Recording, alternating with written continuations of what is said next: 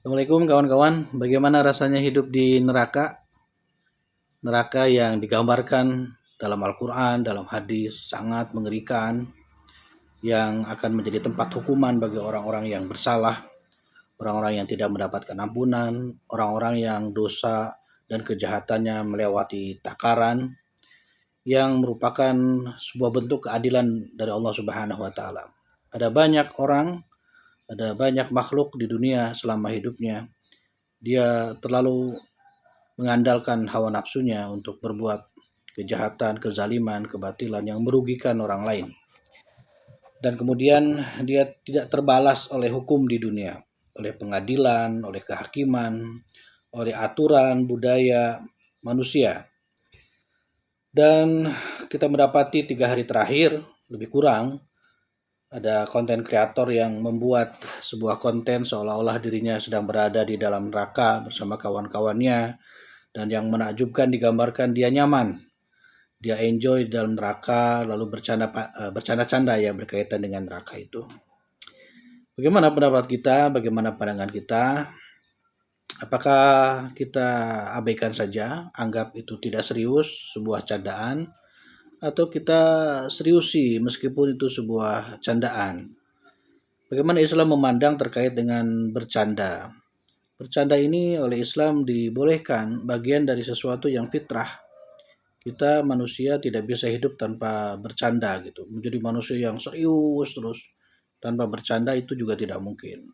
Karena itu fitrah, maka Islam membolehkan bercanda itu. Silahkan difasilitasi, didorong bahkan, tetapi ada catatan-catatan dalam Islam, ada ketentuan-ketentuan dalam Islam agar kenapa? Tidak melebihi batas, tidak melewati batas. Karena kalau sudah berlebihan, sudah melewati batas, maka itu akan merugikan.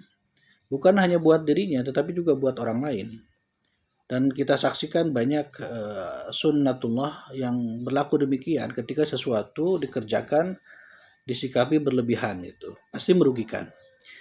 Nah tentu saja bercanda yang berlebihan ada banyak hal ya. Ketika menyinggung-nyinggung soal agama, soal adat istiadat, kehormatan orang tua, kehormatan guru, dan lain sebagainya. Kita banyak menyaksikan dulu masih ramai-ramainya stand up komedi gitu kan. Itu boleh-boleh saja dalam Islam, silakan saja. Asal kebenaran yang disampaikannya, kebenaran disampaikan secara bercanda itu juga boleh. Maksudnya agar masuk kepada orang-orang yang memang hanya bisa didakwahi dengan cara yang santai gitu. Cara yang ada gelak tawa di situ, tidak mengapa. Asalkan yang disampaikannya adalah kebenaran, dimaksudkan untuk mengajak orang kepada kebenaran. Tapi kemudian kalau sudah menyinggung merendahkan agama, Tuhan, nabi, kitab suci, adat, budaya, orang tua, guru dan lain sebagainya yang semestinya dimuliakan, dihormati, itu sudah melewati batas. Karena tidak semua itu bisa bebas sebebas-bebasnya gitu. Tidak ada aturan, tidak ada aspek dalam kehidupan manusia yang bisa bebas sebebas-bebasnya, itu tidak ada. Kebebasan kita dibatasi oleh kebebasan orang lain. Kalau kita berpikir sangat liberal gitu, sangat bebas, bagaimana kita menggambarkan kalau kita merasa jalanan umum itu adalah jalanan milik kita sendiri gitu. Yang kemudian kita merasa bebas untuk menjalankan kendaraan kita sesuka kita. Kita tidak ingin di sebelah kiri jalan, tapi ingin di sebelah kanan. Kita ingin zigzag, menerobos lampu merah, melanggar rambu-rambu lalu lintas. Apa yang akan terjadi? Kecelakaan, kerugian ketika kita telah melakukan sesuatu secara berlebihan, melewati batas dan tidak tahu aturan gitu. Ada kisah satu kelompok manusia ingin hidup bebas, tidak ingin terikat oleh aturan-aturan kemanusiaan gitu, aturan-aturan hidup yang sudah baku, sudah mapan. Lalu sekelompok manusia ini masuk ke dalam hutan. Dia tidak mengenakan pakaian, mereka ini lalu hidup seperti binatang, tidak ingin hidup seperti manusia, dan menyatakan kami ini baru bebas sekarang gitu. Kata siapa bebas? Justru mereka tetap terikat oleh ketidakbebasan gitu. Ketika mereka merasa bebas dari aturan manusia, lalu kemudian mereka masuk hutan, tidak berpakaian, lalu makan, minum, hidup seperti binatang. Mereka telah membuat aturan sendiri, jadi tidak bebas. Mereka terikat oleh aturan sendiri gitu. Kita mengenal istilah negara down block gitu ya. tidak blok barat, blok timur. Nah, Indonesia masuk ke dalam negara non blok. Itu artinya bukan tidak berblok, tapi negara yang non blok yang tidak berblok gitu. Jadi blok juga namanya gitu. Jadi kita nggak bisa hidup tanpa aturan gitu. Lalu kemudian menabrak pagar, menabrak rambu-rambu itu juga nggak mungkin. Secara fitrah, secara kemanusiaan itu nggak mungkin. Tetap semuanya ada aturannya. Di negara paling liberal sekalipun ada aturan-aturan gitu. Termasuk dalam hal ini adalah etika dalam beragama.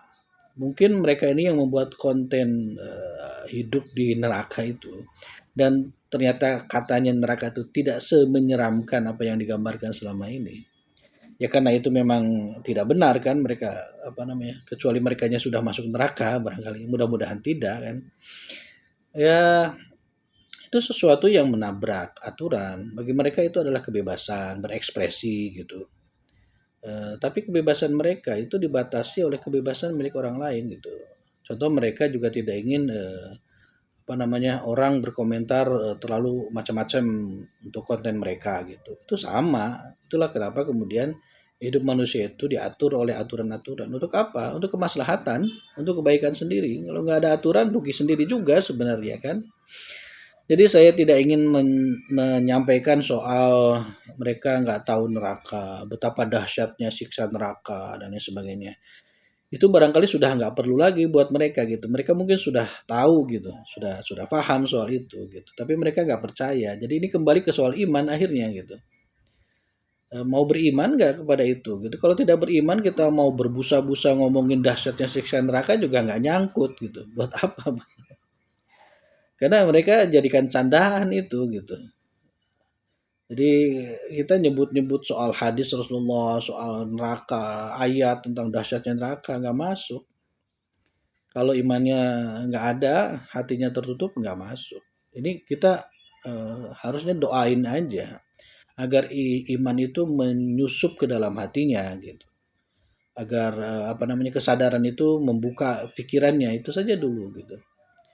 Nah, mungkin saat ini juga kalau mereka memantau komen-komen dan sebagainya, itu mulai ada terbuka, mulai ada penyesalan, mudah-mudahan seperti itu gitu.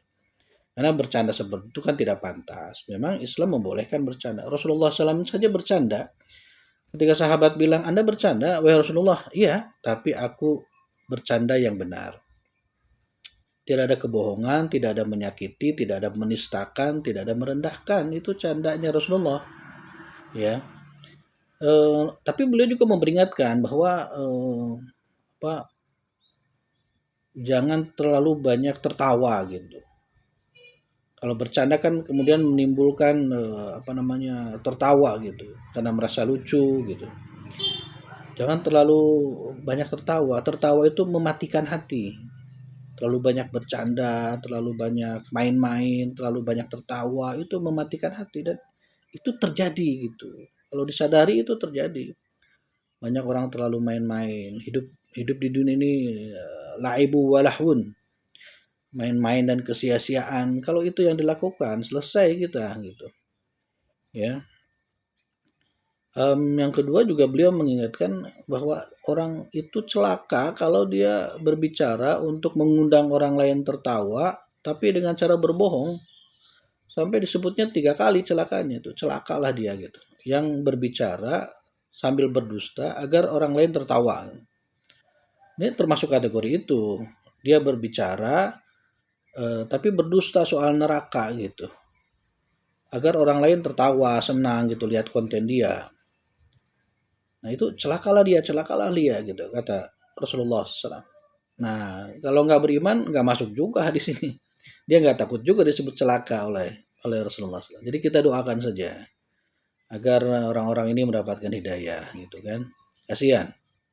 Dia merasa itu benar, dia merasa itu hanya sekedar bercanda. Jadi kalau bercanda kemudian bisa dimaafkan. Ya mudah-mudahan dia nanti kalau bertaubat dimaafkan oleh Allah Subhanahu wa taala, diampuni gitu. Jadi mudah-mudahan imannya tumbuh gitu, kesadarannya terbuka gitu. Karena kita sayang gitu kan, kita kasihan kalau kemudian beneran, kemudian Allah memutuskan mereka-mereka ini yang membuat konten tersebut masuk neraka, ya kan? Jadi hati-hatilah dalam bercanda gitu.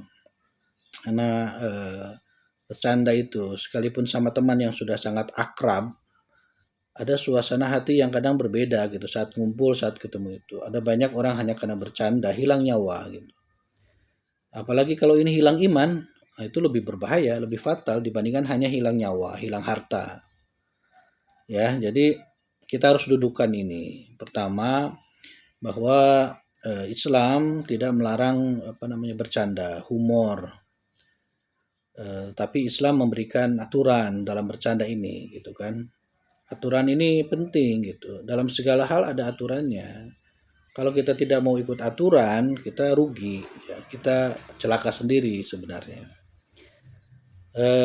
Yang kedua, candaan dalam Islam itu harus terkait dengan kebenaran.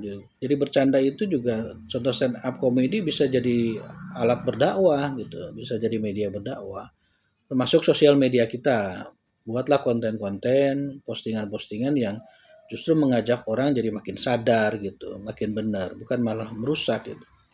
Bayangkan bikin konten tentang neraka seperti itu, digambarkan seperti itu.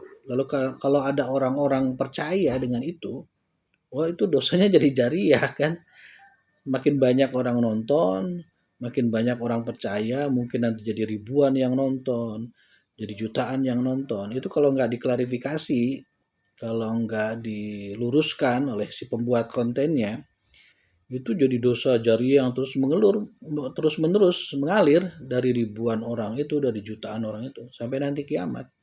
Ini kalau beriman ya, kalau percaya ya. Kalau tidak ya kita sudah mengingatkan, nanti tanggung sendiri aja gitu konsekuensinya gitu. Jadi saya kira itu harus menyatakan klarifikasi, permohonan maaf dengan kesadaran ya, bukan karena tekanan gitu, karena ketakutan gitu. Kalau hanya sekedar ketakutan, keterpaksaan ya percuma. Lalu buatlah konten-konten yang baik, itu kan nggak rugi. Buat konten yang baik itu nggak rugi. Katakan surga dan neraka itu tidak ada seperti dalam sebuah lagu. Jika surga dan neraka tidak ada, kita nggak rugi berbuat baik. Berbuat benar itu nggak rugi. Ketika surganya beneran ada, alhamdulillah, jadi berguna kebaikan kita. Kalau kita merasa nggak percaya surga dan neraka, nggak percaya siksa neraka, lalu kita semena-mena berbuat kezaliman, kejahatan, seperti pembuat konten ini, tiba-tiba ternyata nerakanya ada, kan rugi, sayang gitu kan, nggak ada ruginya berbuat baik gitu. Kalau berbuat jahat di dunia, meskipun surga nerakanya nggak ada, tetap rugi, tetap ada hukum juga di dunia itu kan. Apalagi nanti hukumnya di akhirat yang kita nggak bisa menyuap, nggak bisa ada orang dalam gitu kan. Nanti ada orang dalam di neraka gitu. Emang kan orang dalamnya aja disiksa gimana? Ceritanya orang dalamnya aja nggak bisa nolong dirinya sendiri. Ya gitulah ya. Jadi saya pikir ini bagian dari tanggung jawab kita masing-masing ya untuk bersosial media secara cerdas, secara etis ya. Digunakan untuk kita dalam perkara-perkara yang membuat orang makin baik lah gitu. Tidak membuat konten-konten seperti itu. Saya kira itulah ya pandangan saya terkait dengan konten tentang neraka itu. Kalau memang ya tetap tidak bisa berubah, tetap yakin seperti itu, tetap bercanda-canda seperti itu. Ya sampai ketemu nanti di akhirat. Di pintu mana kita nanti ditempatkan oleh Allah Subhanahu wa taala. Mudah-mudahan kita semua ditempatkan di pintu surga ya setelah Anda bertaubat, setelah Anda menyadari kekeliruan itu, ya mudah-mudahan kita bareng-bareng di surga Allah Subhanahu wa taala. Assalamualaikum.